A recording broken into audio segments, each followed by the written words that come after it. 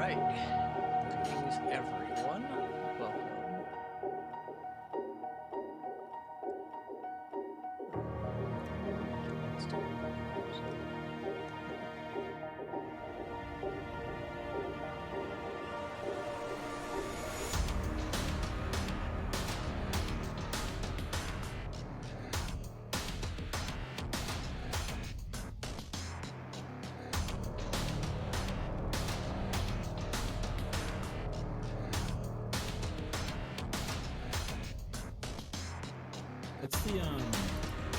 What's the proper way to say?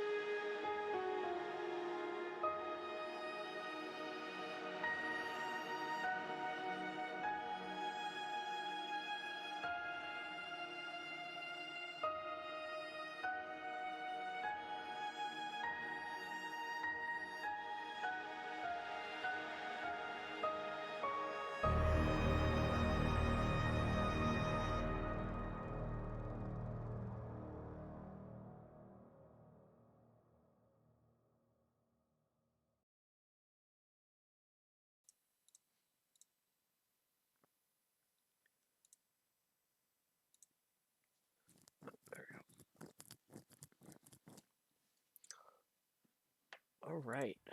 Welcome everyone to week 3 of the MBA tournament. We are looking at our DIV A game here between 228 Reapers on Team 1 and OMIT on our Team 2 side here. About to start our first drop here on Grim Plexus. Both teams are fully readied up and ready to go as we throw ourselves into our first drop here. I am Helix. Alongside me is Nubia. Yeah, what up?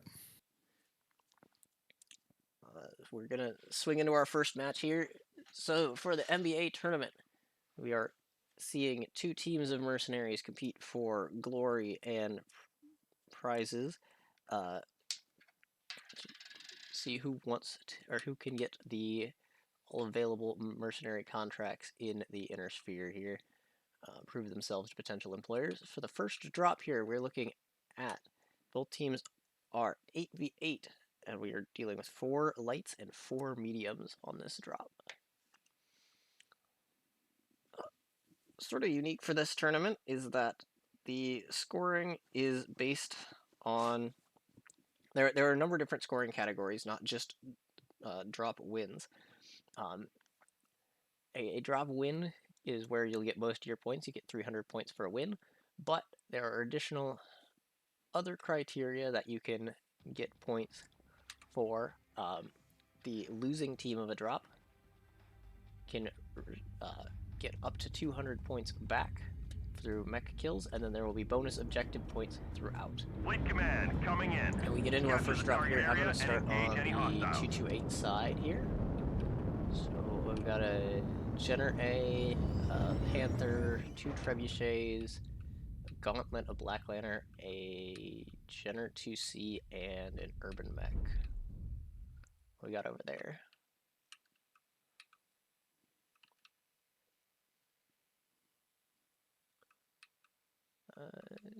Jenner, Cougar, Shadowhawk, Adder, Vapor Eagle, second Jenner, Stormcrow, and a Black Lantern.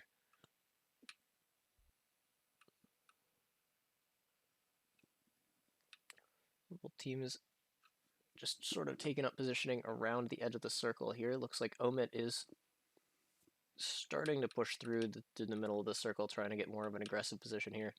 Black Lantern. Yeah, I think OMIT's definitely bringing more to the table as far as frontline.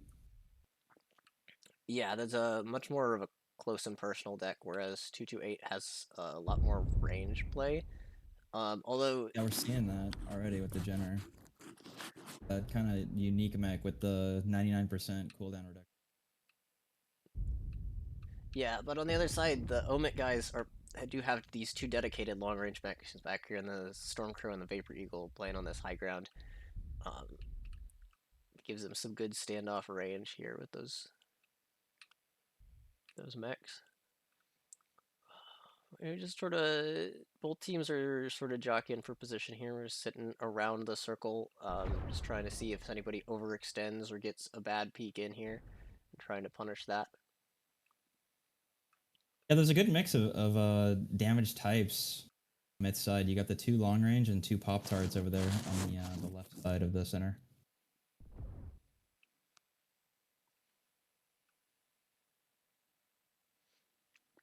I do like how 228's sort of starting to circle around OMIT a little bit here. This Urban Mech is sort of getting this flank angle. It's pushed the lights from OMIT back around into more of a blob, so they're a little bit more contained. Yeah, he's got to watch out. He's already at 89%, but he's definitely dealing as much as he's taken.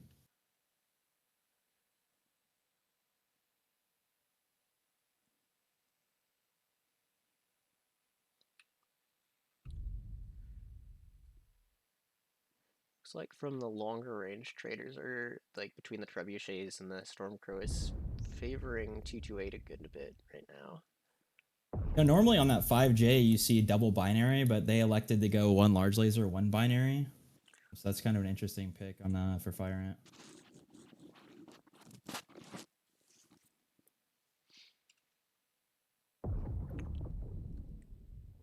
Looks like OMIT is kind of starting to make the first move here. They're pushing up a little bit onto the 228 line, but they're not really committing yet, just skirmishing a little bit here.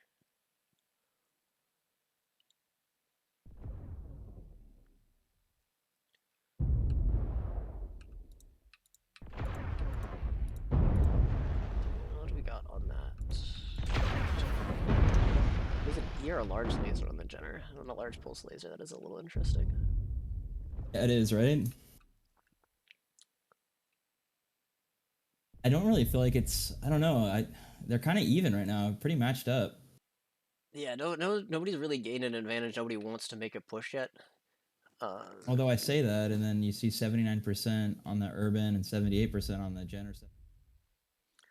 Yeah, I mean the bigger thing right now is the where the component damage actually is, because like the urban mech is he's taken more percent damage, but it's a lot more spread, so he's not hurting anywhere near as much as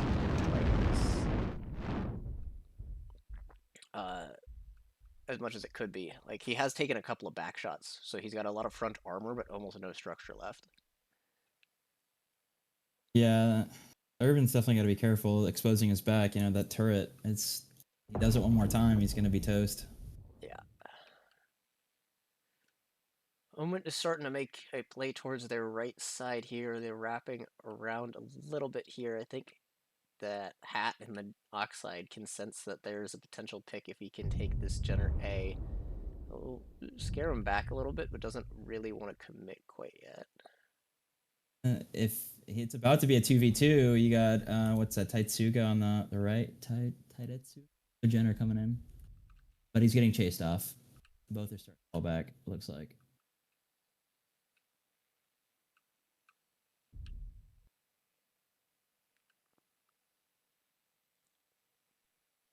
Ooh, good damage on that last Pop-Tart. Wargnome, pretty nasty hit.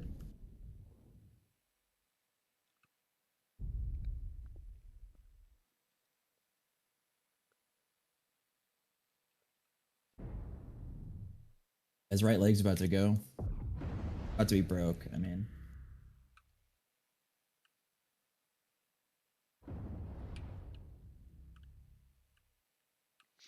Do kind of find it interesting how hard these two teams have stalled out against each other. Like, nobody really... Oh, I know.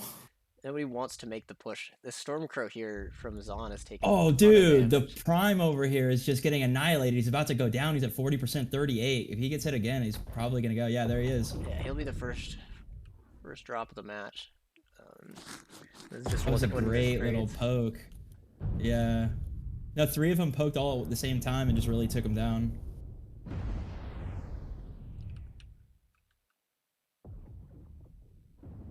Two, two, three takes first blood.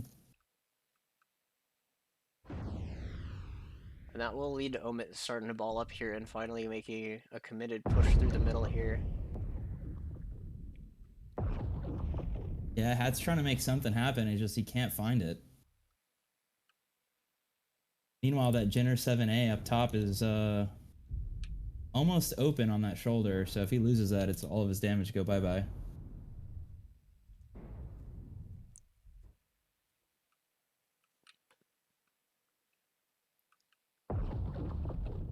Oh, and I just noticed. Ooh, and Sultan. Dude, Sultan's one-touch CT.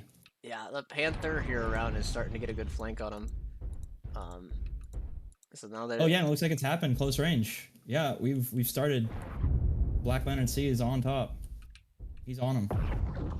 Pushing back now. It looks like OMIT's gonna push in on the right side here. We got Hat wrapping in the Jenner with the short range missiles.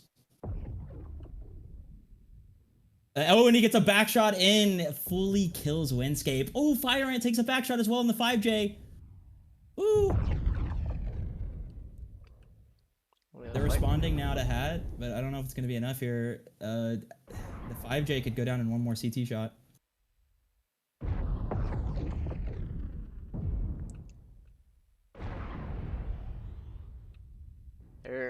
OMIT's just a little stuck right now, though. They've got a couple of picks. Yeah, they floundered the push. They've got a couple of picks isolated, but they're stuck in a concave here, where 228's just spread out and is getting shots on them from all angles, so they're not really safe from anywhere.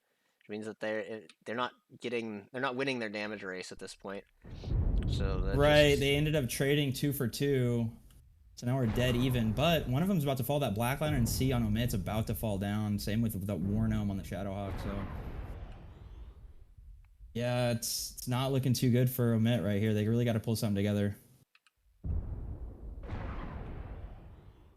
Now that they're back to this spread out firing line, I don't see how they're going to make it happen.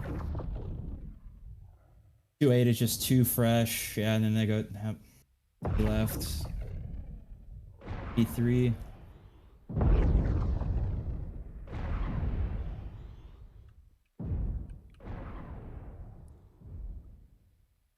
You know, you could make a case for Omit falling back and not letting them get those bonus points, but I don't know. How do you feel about that? at this point they've already let him go, and it's 5 kills. Once you cross 5 Right. kills, you get the bonus point. So There it is. Yeah, that last kill, he does it, so... Yeah, now Omit's just thinking, we need to get 25 points for each mech, so we need to kill, like, somebody. Just get somebody. Finish off the last couple here. It's just down to a leg, or not even leg, just... Command is happy to hear of your success and achievements on Open, the surface. completely shadow. Alright, and that would be a good win for 228 there.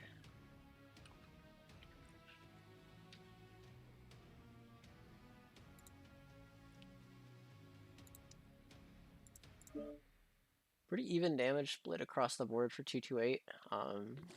Good even contributions from the Omit side. It seemed like there was just some serious struggle from some of those players to have to be in a contributing spot.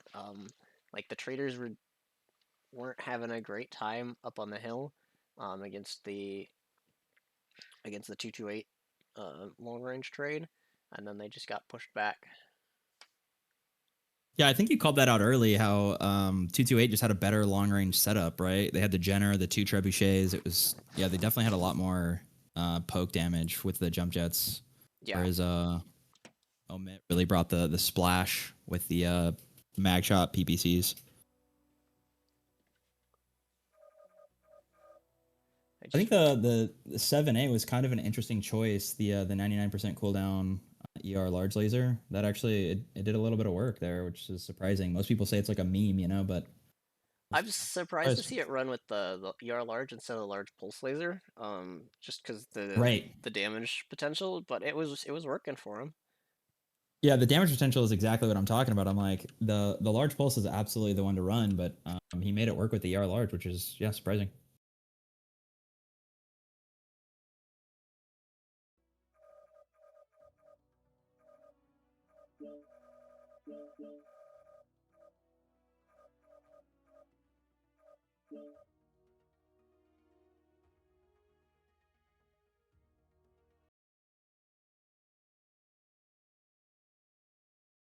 Oh yeah.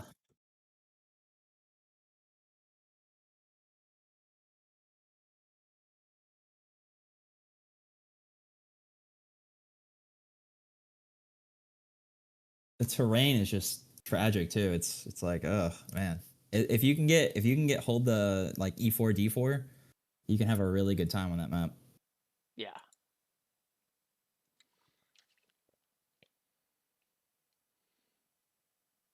I don't know. I've kind of seen the fights develop all over the map on this one. I've seen a lot of speed, although you know I'm playing a lower div, but I've definitely seen a lot of speed.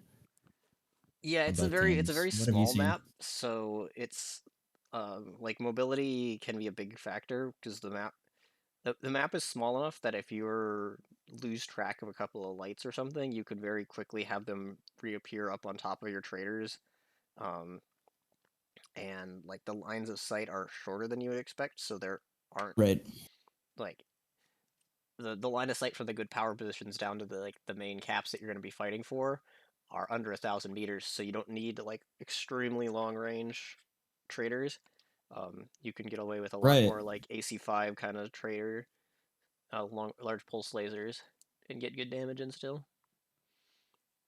Yeah, and if you lose track of some of those lights, I mean, it's 2 lights, 4 mediums, 2 heavies, but if you lose track of those lights on this one and you're fighting at theta, like you could easily go down 4-1 on caps and then just get capped out, you know? So Yeah. it's definitely a tricky situation because it is kind of short sight lines, but if a team brings a lot of speed and kind of plays to that advantage, the heaviness that you could bring is kind of gets counteracted by that. Yeah, but it's also a small enough map that if you want to bring something like a rush deck, you generally can get away with it because there's just not that much distance to cover, and there's pretty good cover with the way the crags and the hills form on this map. Oh Can, yeah, you can yeah. get There's a up lot on of top of natural people. cover. Yeah, it's really nice. Originally, I didn't know if I liked it too much, and I feel like a lot of the player base is kind of in the same boat. But once you kind of get some of those power positions, like you're saying, and you kind of expose yourself to them, I think it's a really interesting map and allows a lot of versatility in what you can bring. Yeah, I just the weirdest thing with it is the like the fog, the atmospheric stuff, where it can just be very hard to get good visibility, and like Yeah, you're chasing targets that are just barely visible blobs on the horizon, which can make it somewhat challenging. yeah, I know, 100%.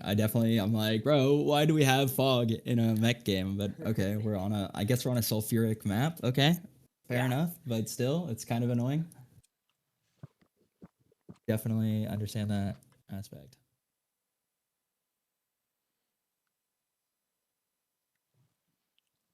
All right, so our team 1 is locked here, waiting for team 2 to ready up. Also locked, and we will get launched here.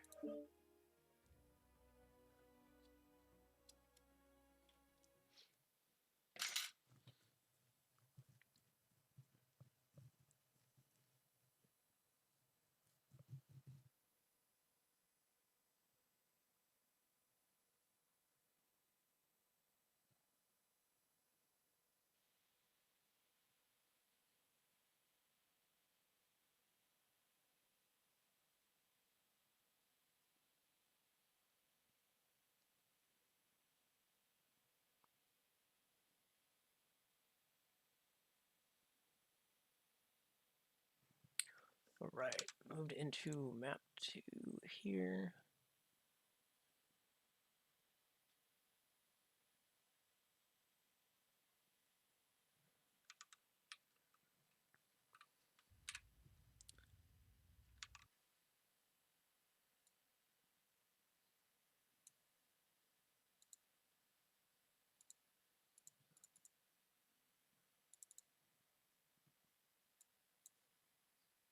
Got a hold call coming in.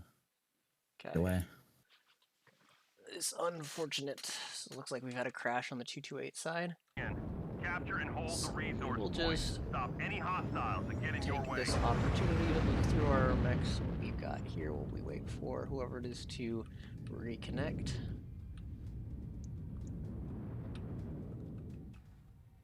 So from the 228 side, we got a Bounty Hunter 2, a Marauder Bounty Hunter 2, Summoner, Firemoth, Shadowhawk 2C, uh, Jenner F Double Black Lantern Gauntlet. On the OMIT side, we're looking at a Rival, Shadowcat, Black Lantern, Summoner, Firemoth, Second Summoner, Shadowhawk 2C, and a Raven 4X. I find it interesting that both teams are running this Shadowhawk 2C. I've seen it come up a couple times. Um, it's a strange little mech. We going at 1345 here, and we You know, are I will say live. Omit's builds are like all long range. They don't have really anything to deal close range damage. It'd be pretty interesting. Should wait We be have trying to Gamma. brawl Enemy or get in a forces brawl have Sigma. position. Yeah, I mean both these teams are set up pretty mid to long range. There's a couple Theta of is controlled by the enemy. uh, We have gained Epsilon.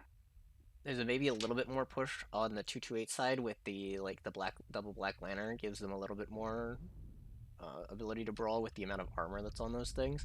But Right. it's a Also, lot they're of running pulse lasers instead of which is way more brawly. yeah, it's a lot of medium large pulse lasers on both of these teams. So it's gonna probably be very skirmishy here. OMIT will take the early lead in getting that Theta cap here, so that's going to be their main cap that they're fighting around as they go uh, have the Fire Moth go run get their side cap here. But that does give early advantage to the OMIT side here, having the map control. I think this build difference might come to hurt Omit like big time if 228 like can Kappa is see under enemy control. that they've got a bunch of pulses while they've got while Omit has a bunch of PPCs. You know what I mean? Could buy Omit in the butt. It might.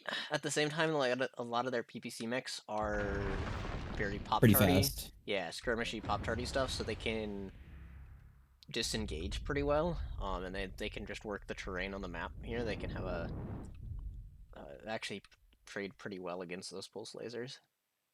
Yeah, it'll be interesting to see how it develops. We'll see.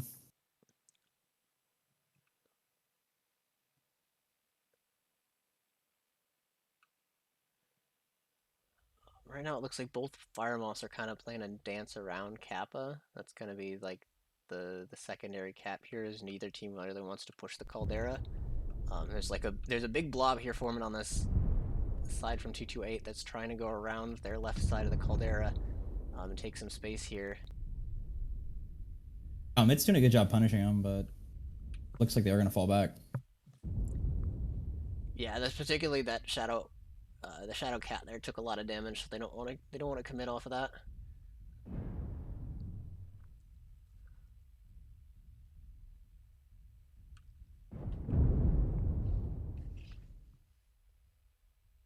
It looks like Taetsu was able to push off Fire Ant, and Fire Ant just got punished again by another plasma cannon volley from that Raven.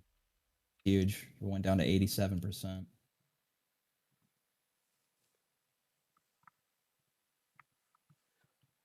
I mean, the thing with the Fire Moth is your health state is either alive or dead. Like, the percentage doesn't Right. matter. Yeah, he's already done some damage, self-inflicted to his legs. So you're right, though. One super solid volley is just going to whack him. Well, large on that summoner.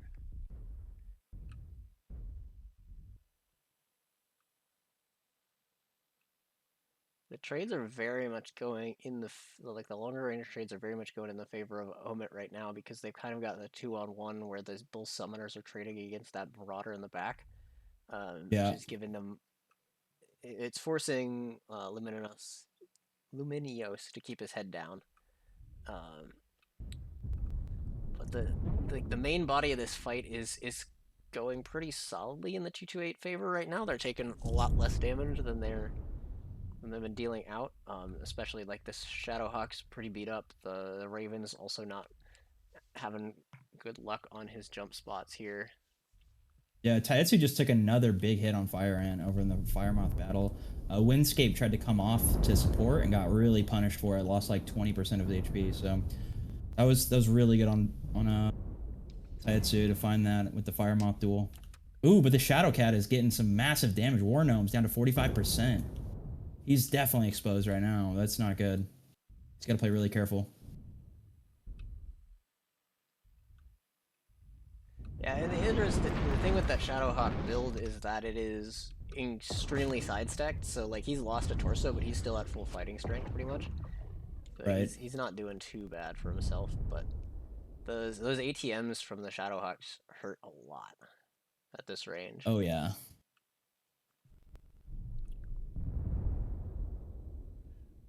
In order to think for 228 right now is they've just kind of stalled out on the map control. They haven't been able to take the side cap. They're now flipping Kappa off of from Fire Ant, but like they're still haven't managed to reach flip Theta. So with Taetsu's coming over to flip right now. Yeah, they're just trading. They're trading side caps right now, and there's not necessarily a lot that they can do to deny that. the Epsi flip. So at that point, Yeah, you it's gotta. still 3 caps to OMIT's favor. The bounty hunter sitting with 6 large lasers. He's looking to protect that cap. If he can get a whiff of Taetsu, this could be really bad.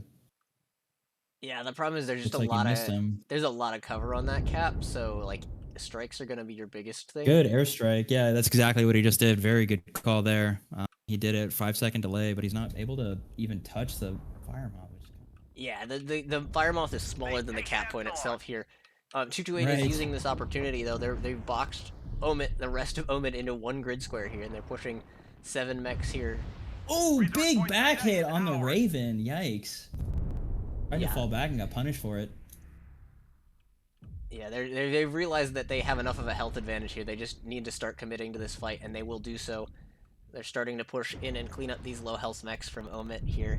They just need to make sure that they're taking good fights together as Windscape gets shut down by those ATMs here. Yeah, it doesn't help that you've got the bounty hunter with the large lasers punishing anyone he sees over there on the right. So they've got to play behind this rock on the left.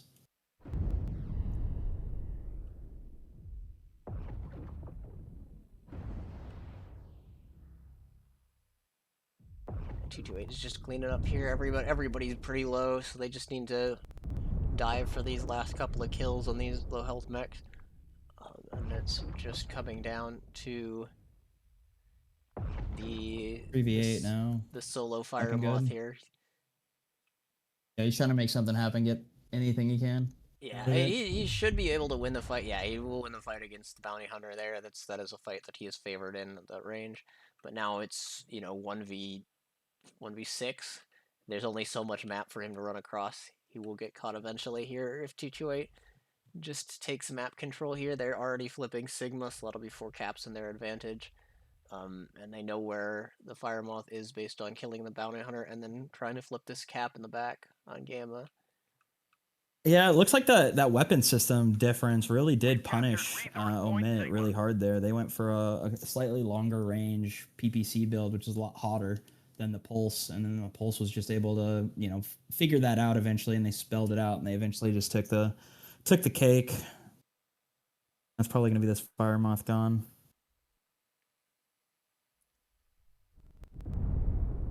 Yeah, especially with ATMs coming in, those ATMs will punish a Fire Moth pretty hard here. Like, he can dance around the terrain a little bit, but if you get a couple of good volleys, they'll take him out pretty quick. You're right about the Shadowhawk, though. He took a lot of damage and still has full fighting capabilities, so it's a really good pick.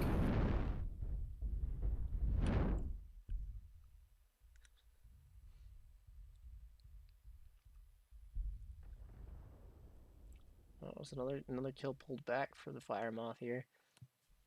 This is the thing with the Fire Moth is it is a very, as long as he's got his legs, which he doesn't anymore, it is a very good knife fighter and just a general annoyance. He's very hard to kill until it gets legged.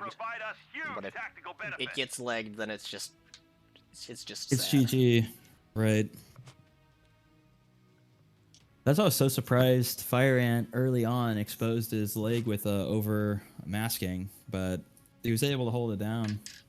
Yeah, so that'll be a second win for 228 here tonight, this afternoon, whatever it is for y'all.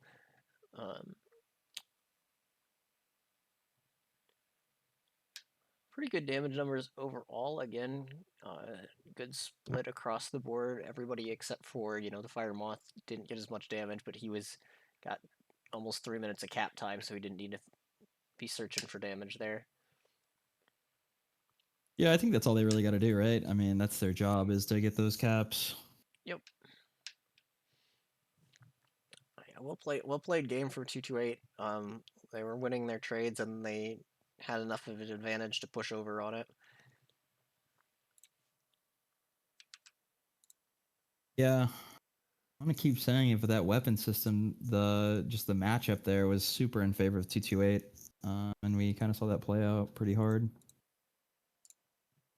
I don't know if you're OMIT, how do you stop that from them just pushing into you once they realize, like, hey, we have way higher DPS than they do, and I mean they're way better at skirmishing, so we just need to ball up and you know, square up, basically, take the gloves off.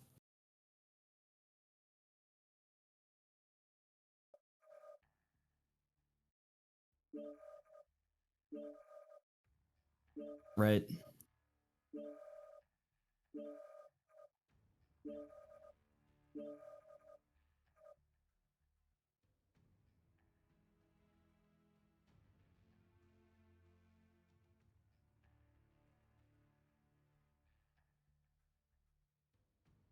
And this is the special drop. This is the commander drop.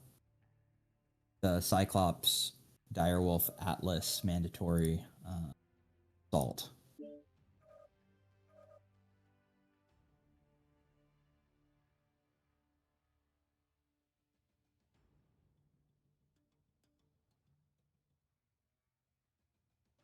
Now, what do you think the given strategy is on this one? Do you think it's protect the commander? Do you think it's like use a long range commander, have him kind of sit up and brawl everything else, or do you think it's do you want to do tanky, or do you want to be more speed focused?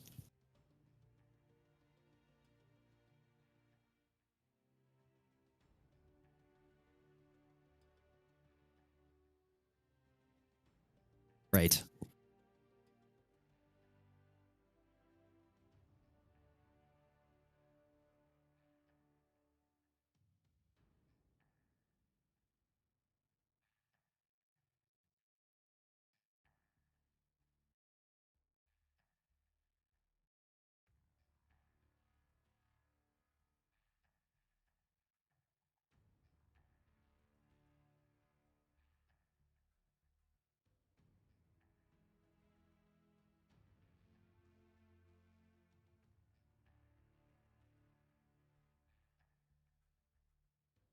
Right. Yeah, I definitely think the Orions are just in a class of their own as far as like if you are gonna go right into their face, that short range take. But then the Night Gyres, I've definitely seen them roll like UAC 5, UAC 10s, kind of medium, but still very brawl DACA. It'll be interesting to see what they go. I've definitely seen a couple Atlas M's already too, and scrims and different games I've watched. It's really an interesting play on how teams pick the commander, right? Because I feel like the rest of your deck kind of falls around what your commander's doing. You Yeah, agree? I mean it definitely can. It also it you kind of decide what you want to do with the map, and then there's a couple of different options there. Because like I was saying with the previous drop, this is a map that you can brawl on because of the ranges. So if you Right. want to commit to that brawl, there's certainly options that you can take with the Atlas M or the um, some of those faster mechs.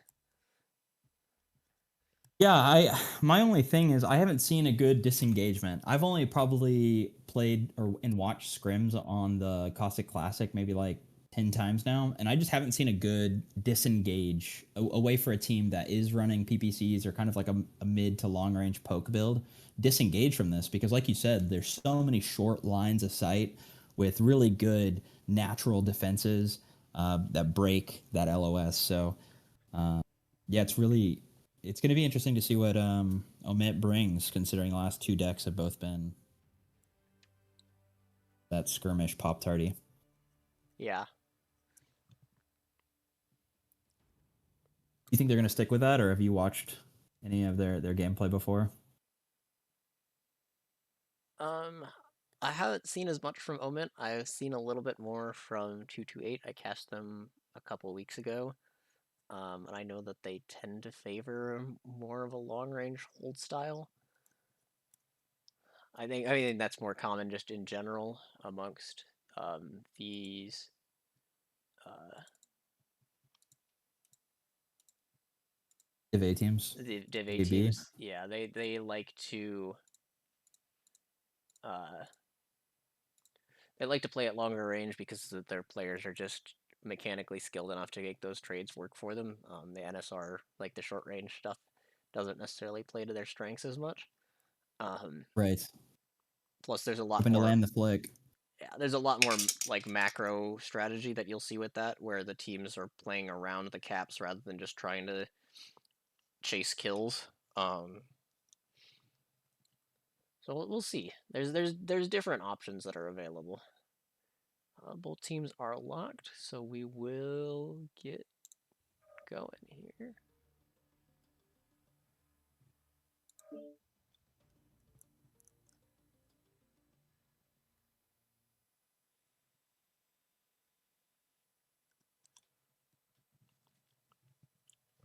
The more interesting thing with this drop for me is the like the bonus points available for the commander. Right. Where if one team kills the opponent commander and their commander stays alive, then they get those 50 bonus points, which can sort of change the way that you play the mid round, because if your commander goes down, suddenly you have to play a lot more towards picking the opponent's commander. Right. That's a good. Yeah, that's absolutely true. It definitely can change the way you even perceive the game, right? Because you're so focused on those bonus points. Yeah. Yeah, it's an interesting system MBA has. The reputation, I really like it. I think it's pretty creative. I mean, I haven't been in the comp scene, like I said. I'm fairly new. I've only done ISC and then the one in the client, whatever that was called, CS, I think. Yeah. But as far as the scoring system goes, I think this has definitely been the most unique. Yeah, it's fun to have something where it like close win. You get benefits from getting close wins and not just the win is all that Correct. matters at any cost. Correct. That feels good. Someone coming from PUBG, I really like that. Alright, so starting on the OMIT side, we got a Thanatos, a rival, a Thanatos rival double summoner, Shadowcat, Sleipnir, Bolt, and a Cicada 3F. On the 228 side, Shadowcat, Shadowhawk, double summoner, Roughneck, Black Lantern, Nova Cat, and an Atlas M. So we're seeing a difference in the commander style here. What we got on this Atlas from 228 is there's a bracket build, ER large, and SRMs. Ooh, the Cicada 3F Taetsu took a lot of punishment already early on. That's not looking too good. 82%. Yeah, he tried to go for that pop chart peak with the ear peeps on those cicadas, and he just ended up peeking into, the whole firing line, right? Yeah. What is that, 5 mechs down there at this point? 6. And then especially the large pulse lasers and those summoners can very much punish a pop charter. It looks like 228's starting to wrap around the side of the caldera here. They just want to sort of slow roll push this around. And I don't think OMIT's really realized the positioning. I think they're starting to come back in to contest it here. Yeah, I think OMIT probably needed to make a move there, right? Considering how far off they were chasing that. I don't know. Or Cicada. It's Cicada, my bad. Yeah, they needed to commit one way or another. They weren't really chasing the rotate or coming back around to set a firing line. They were just kind of milling and watching the middle. Correct. Both of these teams right now are mostly ignoring the caps, and they're kind of just playing to get a couple of picks here, which is not surprising given the fact that there's not really a lot of speed to go chase caps here. So look at that firing line. The Sleipnir, the Roughneck, and the Summoner G really hammering the AS7M. Atlas M? Yeah, it is. Yeah, Atlas M. Both got punished 15% for that little. That's all CT damage on the Atlas there.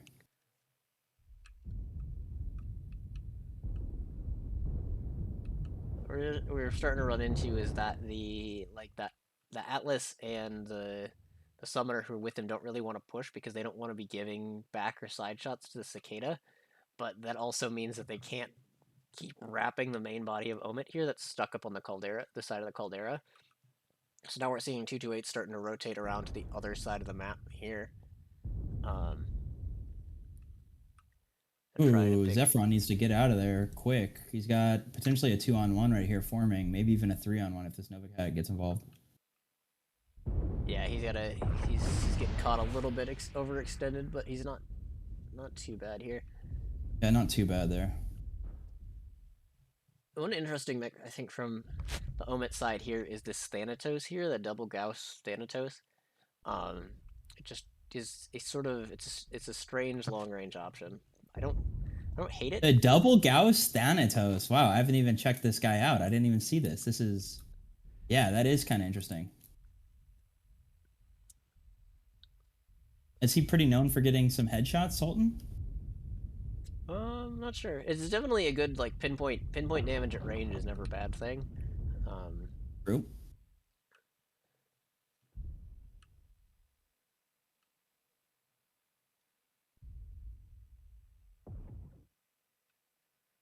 We're getting to the point where both teams have sort of stalled out a little bit here, where it's like 228 had a plan to push, and then that plan has fallen apart, so now they're just stuck.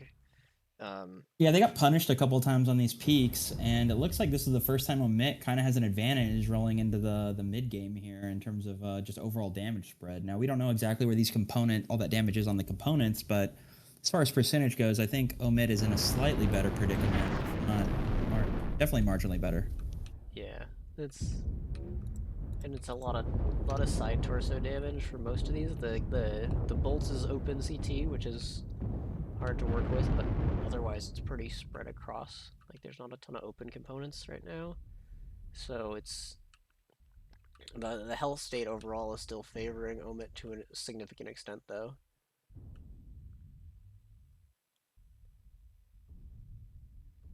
They've taken Epsilon. 228 now is starting to pull and work caps a little bit. They've got themselves a 3 cap at the moment until OMIT finishes flipping Kappa here. It was full capped earlier, so it's going to take a little bit to get that turned back in their favor, which they now have. So 228 sort of working that map control a little bit. They realize they need to start working the map because they're not. And now they're committing to that push here through the middle.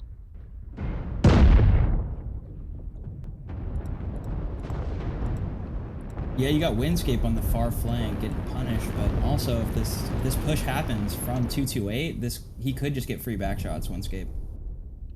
Right now he's hitting that Cyclops, their commander, and the summoner over there, Warno. They have resource point Gamma. But again, the push stalled from 228. We've seen it stalled again, and that Thanatos is hitting Atlas for some good damage, CT, so he might fall. Yeah. He's exposed, he's almost cracked, and his center torso is pretty weak. And his head got hit, so we'll see. Looks like they're committing to a push. They're getting up and close. Atlas will fall probably here. And he's starting to fall apart. Emitter getting some great damage. Windscape just running in is going to fall as well. Yeah.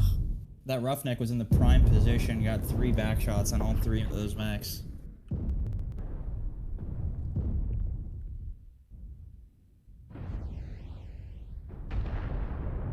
Sultan landing a beautiful CT chest shot to finish out ASIC. Double Gauss. Unexpected, but not underappreciated for sure. And I think this is just cleanup crew from OMIT. Yeah, it is at this point. There's just get these last two mechs out. Just Fire Ant left. The big thing on 228 is that they did manage to trade out onto the Cyclops, so the both commanders down means no bonus points in play, which is at least somewhat of a salvage from them. See if Fire Ant can get a couple of these low health mechs finished off to get themselves a few more points back as well. But there's not much he can do. He's a stick now. He's a stick, Bubba. Loger now, dude. So now just go clean up caps from OMIT, and they'll send us home. Yep, on to round 4. How do you think 228 played there? Why do you think they're stalled? Why do you think their push stalled not once but twice around the cauldron? I think the biggest thing is that the way that they were swinging down to the side, they got caught a little bit with the 2 OMIT mechs. It was the Cicada and the Thanatos were putting damage into them at range in a way that they couldn't consistently trade with, while also trading with the the group up on the caldera, and they didn't want to push across the open ground into those two mechs because they would get punished super hard trying to cross open ground into the two pop tartars. And that just sort of meant that they were stuck not being able to push the angle they wanted. And then in the attempt to find a new pathing around, they just sort of stalled out and got caught, where they were getting pop tarted over the hills from the caldera. Do you think in hindsight, 228's gonna look back on this in the replay and think we should have just pushed, or do you think they're gonna say we probably made the right call there to conserve ourselves? It was just slightly different strategy take. What do you think?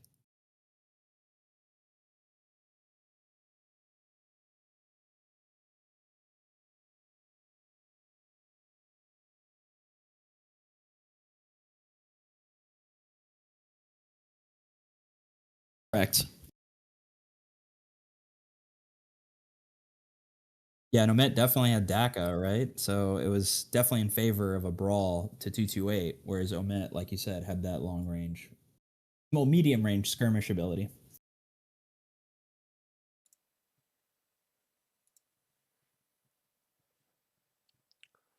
So we move into the first of our heavy drops here on, or heavier drops on.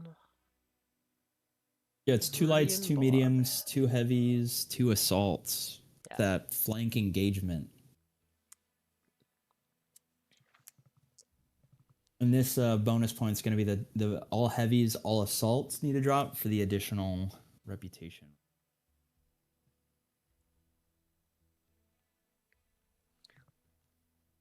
As far as tactics on Viridian Bog, how have you seen teams set up? Are you seeing more long range? Are you seeing more short range brawl in that E5, ring around the rosy? Or are you seeing teams flank around like Delta 5 to Epsilon? Over the top hill? I've seen a little bit of everything in this map. I would say it generally favors more mid-range DACA styles because the map is not, again, it's not tremendously large. Most of your engagement ranges are around about 800 meters. So I've seen a lot of DACA focused assaults. And teams are more likely to play for the north side of the map from what I've seen around the Epsilon Kappa area. Yep. Just because the Theta side of the map is very much, it's low ground and it's hard to fight in and out of. Right. That's kind of been one of the theories that I've heard a couple of people talk about, is that there's different ways to divide this map, and one of the most common is to divide it along the E line and just take the top side of that E line because you do have that height advantage. But then also it's the 3 cap to 2 cap. So if you control the north side of the map, you have Epsilon, Kappa, Sigma. Whereas if you're on the Fox side of the map, the south side, you only have Gamma and Theta. And so you're by default going to have to, basically take a course of action that could put you in danger. Whereas if you have the top side of the map, you're kind of chilling. You know what I mean? Yeah. It's sort of a thing where the Theta cap ends up being sort of out in no man's land, where if you're going to commit to taking Theta, you either need to have it be a very fast mech like a Fire Moth that's just diving in to go get the cap, or you need to commit a lot of tonnage down there, at which point you're losing the rest of the map, and it can be right. But then doesn't that basically put Team 2? Oh, absolutely. It's going to be awkward. Don't you think that puts Team 2 kind of at an advantage because they're already spawning on the north side of the map in Delta 8? It can. The mountains around the Delta 5 mountains. The Delta 5 mountain can be a good cover point to where you can get assaults and heavies up pretty close to the opponent firing line, and you can get a little bit more of that short range brawly stuff where you'll just get big fights up in the north. And both teams are locked. Both teams are locked. Yep. So we'll go here.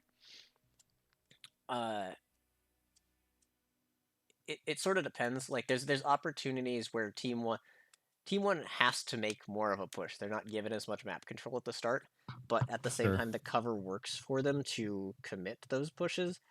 as long as they stay moving, and they're not letting longer range traders keep them suppressed and pushed back. Yeah, I definitely think Team 1 has to push to Theta and then probably pull back while the rest of the team kind of takes that top side, right? Yeah, a little bit. Do you think they just take Gamma, Epsilon, and then fire for Kappa? Yeah, that's your biggest play from the Team 2 side, or the Team 1 side is you fight over Kappa and maybe try to sneak the Theta as a third cap, but you just have to hold Epsilon and the hills around it. All right. What do we see in here from OMIT? I've got Firestarter, or not a Firestarter, Fire Moth, Summoner, Double Black Lantern, Kodiak, Bane, Panther. That's a fun drop. Capture and hold the yeah, this Bane is the bane of my existence in quick play. I'll tell you, the Ultra AC2 that they got on that thing, it does like 40 damage a second. It's pretty nuts. Enemy forces have Yeah, the interesting thing with it in comp is that it is extremely squishy, so that Bane needs to get his damage downrange, otherwise he will just get melted.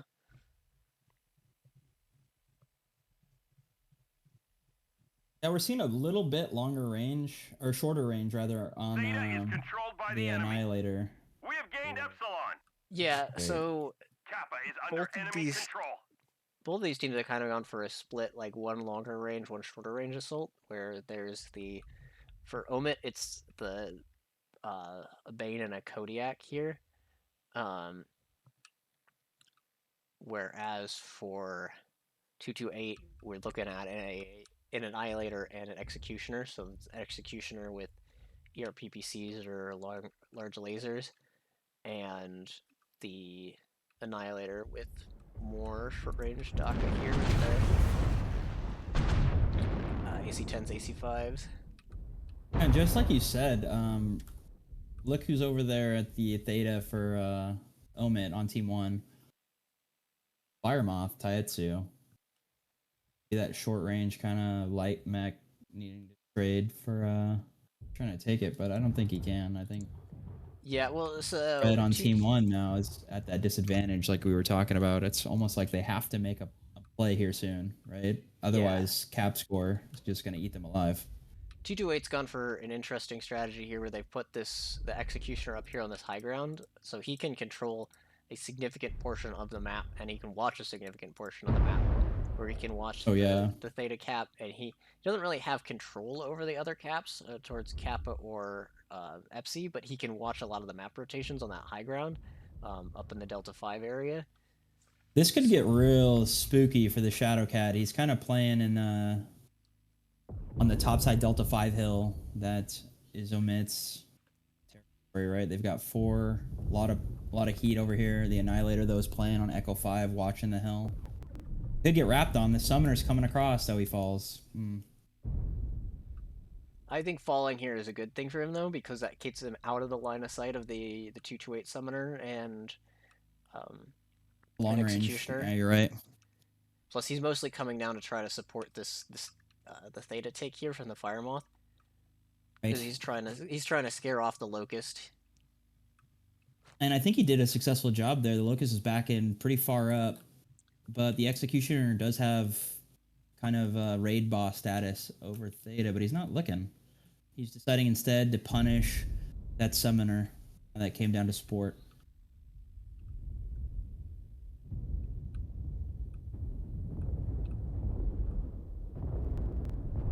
Bane's putting the pressure on the Shadowcat. Sobun, he's been in enemy territory for a while now, and we're seeing a big push come from OMIT here on the Delta line. It looks like they're going to wrap around the top side of Kappa, punish Sobun, get that kill. Are they going to secure it? No, he's disengaged. He got away. Yep. Bane will overheat. But it looks like this Kodiak. Yep. Bane overheated and died. Yikes.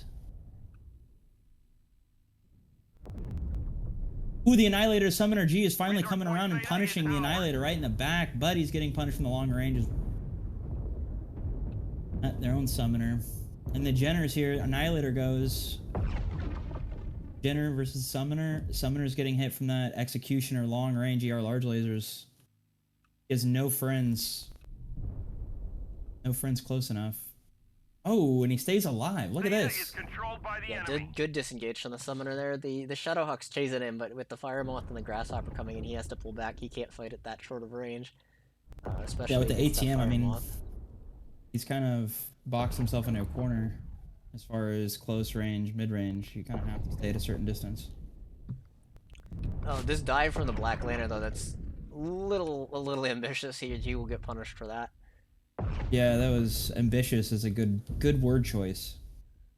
Executioner still putting in plenty of damage long range, just staying back, placing his shots, doing well, and now he's decided to come off the turret and try and engage for a closer range fight. He's just understands that OMIT's moved out of his lines of sight, and they're not going to be moving back into them now.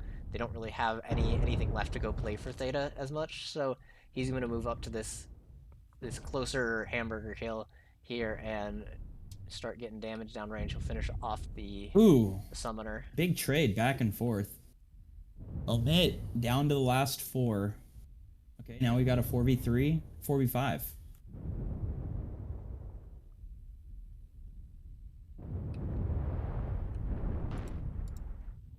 Good finish.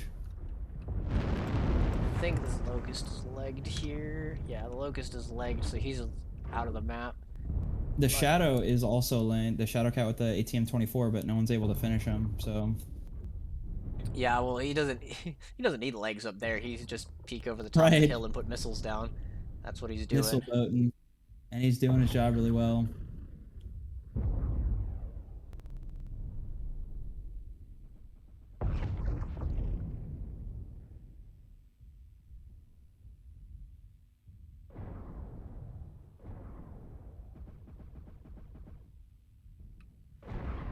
It's just OMIT doesn't really have enough health remaining to finish this off. That Executioner being as fresh as it is a significant boon to 228 here. He just got to play his game for this entire map here.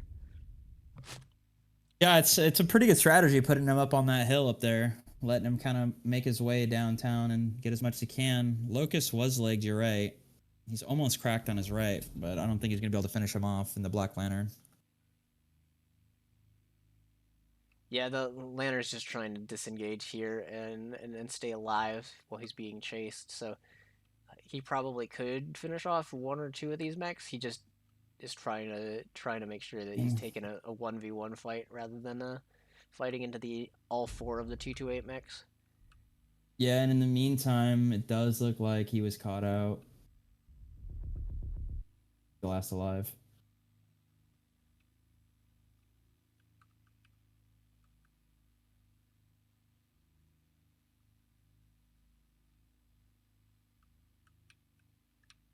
Theoretically, he can trade pretty favorably against the Shadowhawk, but the rest of the 228 team is closing on him here, so he's just gotta switch back. He's repeaked the same angle too many times.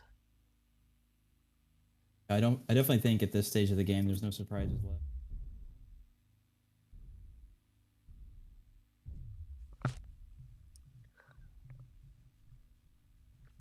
A well-played game from 228. They had control over the map for most of that drop. Really just an unfortunate overheat from the Bane there, and that he was trying to put too much damage down while taking return fire and going down there kind of sold the drop from there, and so much of their firepower off the board. Yeah, once that happened, it was kind of all ogre. There's really nothing. I mean, it would have been a miracle. Definitely like a Ricky Bobby moment if they would have been able to pull that off, especially from the weaker team 1 position. Yeah. Being outcapped early, right? Yeah. Those Shadowhawk 2C, man, the ATM 24 is doing work. It's probably a little bit of a flavor of the month mech, but can't argue with the results. I know. I literally, it's so funny. You see people posting in the chat. Why is the minus 50% still available? Like that's ridiculous. Now that it's for C-bills, people are already starting to chirp. Chirp, chirp.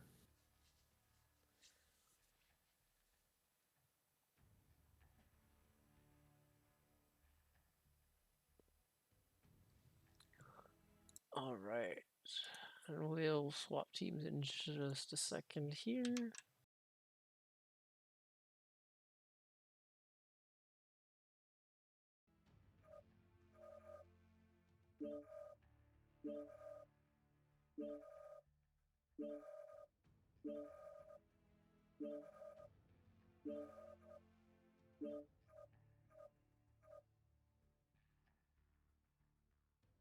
Yeah, he's The Shadowcat though has always been doing a decent amount of damage, which the damage spread on that is obviously going to be tremendous. It's not going to be pinpoint at all, but he is doing a tremendous amount of damage.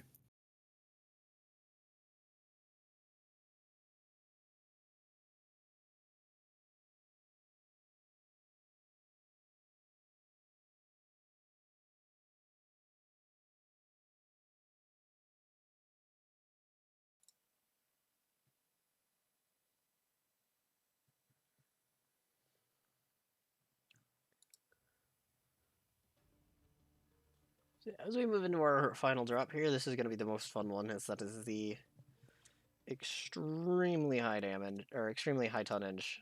4 assaults, 2 heavies, 2 lights. And bonus damage for all enemy assault mechs. So we'll probably see some plays being made if one team starts going down and they see the last 2 assaults, for example. They'll probably flip on some soap in order to take those guys down, if you know what I mean.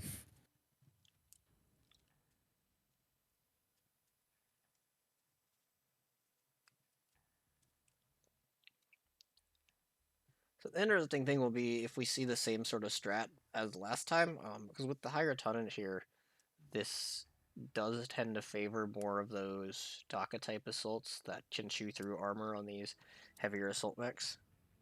absolutely. I've seen the push to the Echo 5 mountain or the Delta 5 mountain, and then just straight brawl in the face from that.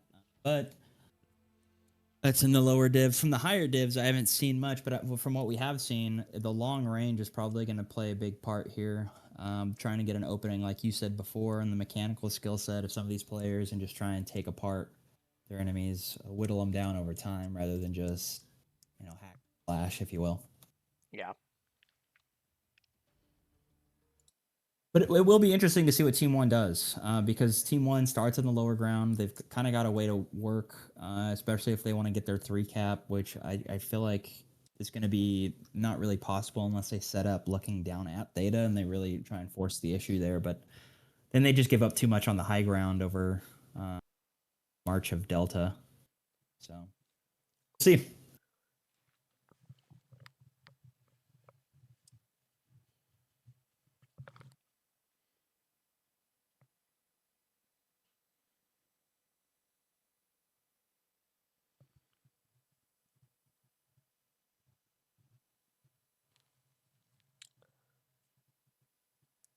Looks like Team 1's almost ready here.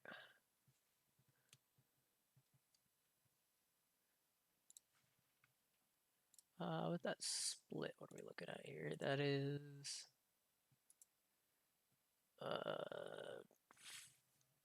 4 mechs in the middle, 2 to each side from Team 1. So sort of balanced. Probably gonna play towards that north side. Historically, Fire Ant and Windscape are more of the light players, so I would guess that this is going to be a light play towards Theta while the rest of the team pushes towards the north. From the OMIT side, we've got a lot more stacked up in Alpha, which indicates more of a potential south side Theta play, with having four mechs towards that side.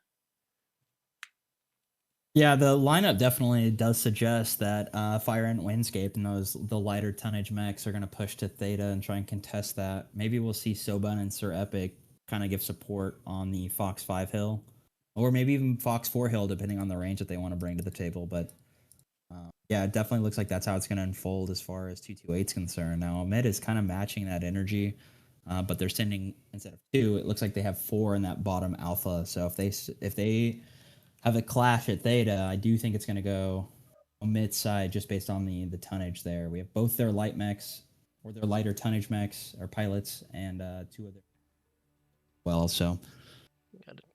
Looks like a tech issue on the T28 side.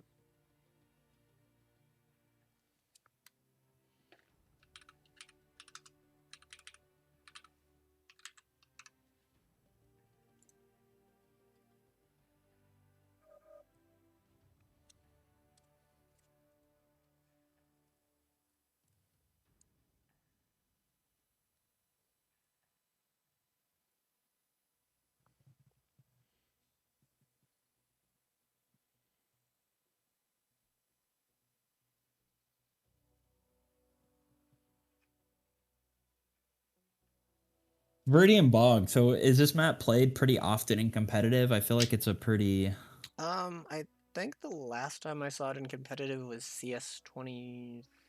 So it's been out of the comp pool for a it's little been a while. while.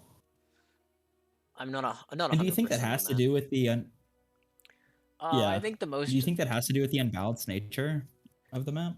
I think it's a little bit of that. I think it's also that the foliage, the amount of tree cover is kind of annoying to play around, um, given the like how it restricts the sightlines. And there are certain things you can do with config files and stuff to play around it, but that can make the map like a very uneven playing field for teams or for players that know how to use the configs versus the ones that don't. So it's sort of a weird map where Sure. there's a lot of variability based on the level that is played at.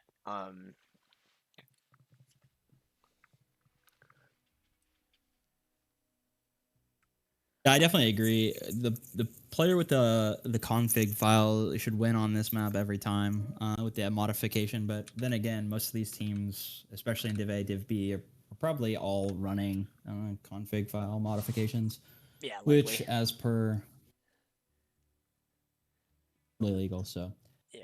The other thing with this map is be fine. it's a relatively small map, all things considered. So the angles, the way the lines that you are fighting on and the way that the rotations move around the map um, are just can be sort of awkward because they don't play the way that a lot of other maps that are preferred do, where it's slightly too big to brawl on, but slightly too small Yeah, to it's no commit a grim good. plexus for sure. It's a weird mid range setup that doesn't necessarily play the way that a lot of teams like to play.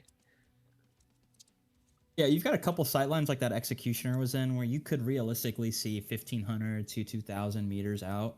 But yeah, most teams aren't taking full advantage of those sightlines, and typically most sightlines are going to be in that closer to mid-range play. So yeah, I definitely agree with what you're saying as far as the pushes being kind of nullified as well with the terrain.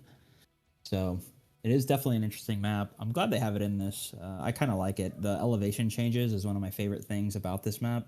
This was one of the first maps I ever played coming into MechWarrior Online, and I got to say, I fell in love instantly with those elevation changes. The rice paddy farming. I lived in Taiwan for a year, and I really, really dig Oh yeah, visual, it's the it's aesthetic, it's a as it's a well as really pretty again map. the elevation. It's a really pretty map. Yeah, It's just I don't. absolutely. Oh, we have a slight issue with the teams double checking something here.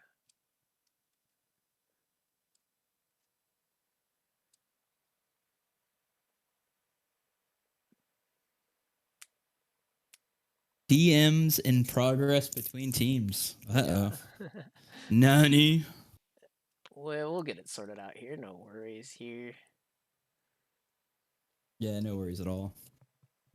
Yeah, I don't really feel like a lot of maps bring as much character. I feel like as Viridian Bog. I think it really does have a lot of character. Now, I playing on the 5 cap. I can definitely see why some teams necessarily wouldn't want to play on it, because I do feel like Team 2 has an advantage. I'd be interested to hear what some of these Div A or Div B players think as far as the advantage of this map in particular go. Just to see if they kind of align with that or they don't align with it. It'd be interesting to kind of hear their thoughts and opinions. But as you said, it does fit kind of that middle ground territory where it's not necessarily long range and it's not necessarily 100% brawl either, because it kind of fits an interesting, like a ref is being involved. So Yeah. we'll have some We're interesting banter going back and forth. confirming with tournament Tournament 228. officials. Confirming with We love to hear it. We love to hear it. yeah. So if you're just tuning in, we have no, it's fine. Yeah, it looks like somebody locked in the wrong mechs, which we are, I think, at this point figuring out what the proper procedure is for things. So we'll get it sorted out here. As far as Zephron's saying, are they aware of mech changes, time limit, and mech tonnage changes? What's the mech tonnage changes? Is that for MBA, or is that just So PGI change tonnage for mechs? no, so somebody, they call locked on the 228 side, and then somebody has swapped to a higher tonnage mech because they were locked at 540 tons, and now they're currently sitting at 575. So I see. they're making notes. I think what most likely happened is that somebody locked in a medium and then realized that it was a medium after they'd called locked. So they're adjusting appropriately to correct that. But Mediums on drop 5. we will figure it out. They are figuring out, checking with members of the official tournament officials teams to figure out our proper course of action.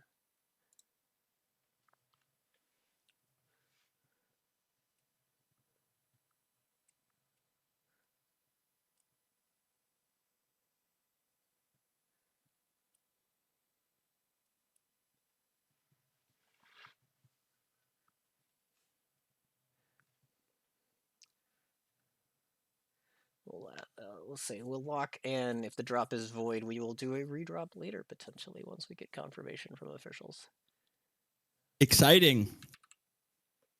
Okay. Okay. Both teams. Both teams are locked, and we will drop.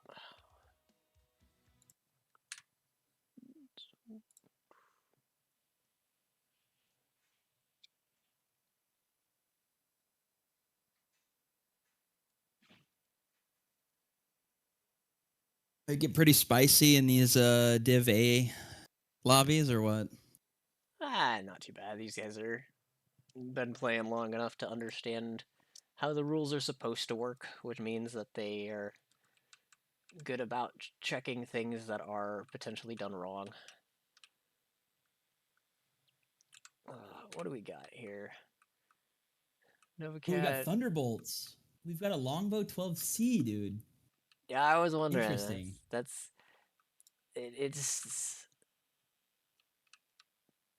lock-ons are good right now. Interesting. Yeah, they are, dude. It is an interesting perspective seeing this. We've got a lot of DACA, though. Holy crap. 2 Annihilators. Yummy. 2 Annihilators and a Bull Shark. Over on the OMIT side. Looks like pretty similar here. Yeah, also this Panther's seeing a lot of play. Yeah, looks like double Kodiak on the OMIT side instead of double Annihilator. But similar overall setup. I like Capture and hold the resource point. Lost his Stop name. any So hostiles terrible that with get in that. your way. We have I like the Gamma. build he has on the light over here. Fire Ant. And the Locust 3V's got 2 X-Pulse and 2 heavy machine guns. Yeah, it's a very, very common build for that mech. It's a very scrappy little mech. I think the more interesting thing is that we've seen with both these teams, we've got sort of like one proper light with a locust from the 228 side and a fire moth from the OMIT side, and then the second light is a very heavy slow light. We got a panther on the 228 side and a cougar, a beam cougar specifically on Oof. the OMIT side. Fire Ant just took a lot of damage from that Kodiak. Just got a full Beta alpha to is the side controlled by the torso. enemy. Yikes. That's gonna get Taetsu to just take over. Data. Oh, the way We have of gained Epsilon. OMIT. We got that Executioner back up top with the large lasers. The ERs are making a dent. 228 has the push setup, right? Is Yeah, that what's going on? they're starting to take the high ground here, and move towards this. Like I said earlier, the team one side sort of has to make this play to the north side to break through this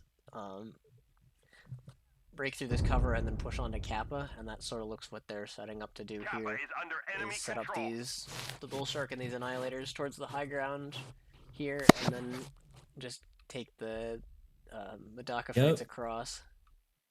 And it looks like they set up on the Delta 5 hill too, the lighter mechs for skirmishing potential to have different lines of sight. Looks like bull shark's starting to get hit by the stalker up there with the large lasers. Annihilators are starting to push. They're backing up. They're just sort of playing the edge of the corner here, staying behind the hardcover.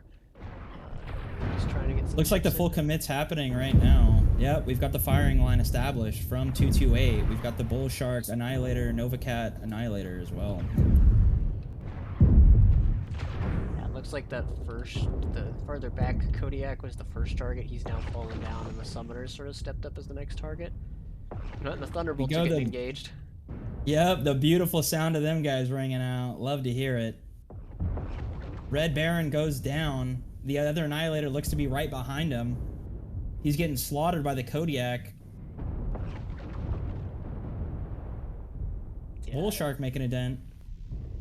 Well, this Cougar here is just being allowed to free farm here, where he's just getting shots Longbow across. should probably switch targets. Although he did just get a kill, so... Or did you get good damage off, rather? We've captured resource point 6. Kodiak left alone, or I'm sorry, the Longbow left alone, and the Kodiak's gonna clean him up with the help of the Stalker and the Executioner. Bull Shark falls. And it's looking like OMIT's gonna take this one. It's already 7-4. Yeah, there's just... Oh, overheat from the Marauder. He'll go down. Yeah, it's the Locust. That's override if you need it. Good back shot from Zeron 8. Not a lot. That just a little condolence kill there, but not a lot. 228 can do at this point, and they've lost all of their tonnage on that push across. That is sort of the problem with the idea of a push there is that you're just gotta commit to sending it across the low ground, and it just sometimes falls apart where you're just taking too much damage on the way in.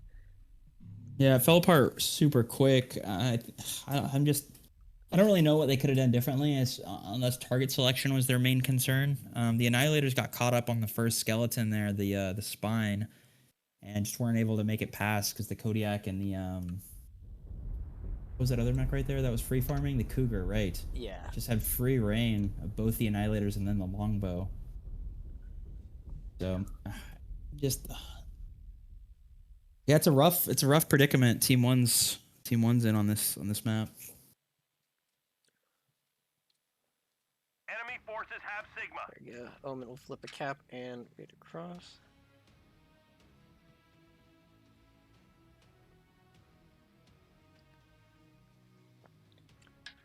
Nice. Well, that will potentially close us out.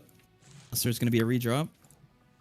Haven't gotten a confirmation from the officials yet, so we will say if there is, it'll happen at a later time once the officials get back.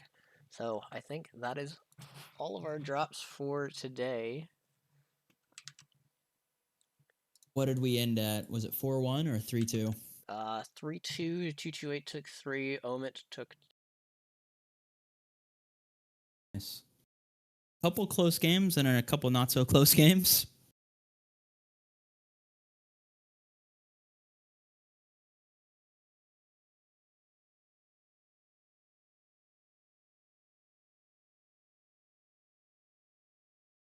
And with that, thank you everyone for watching, and we will see you later.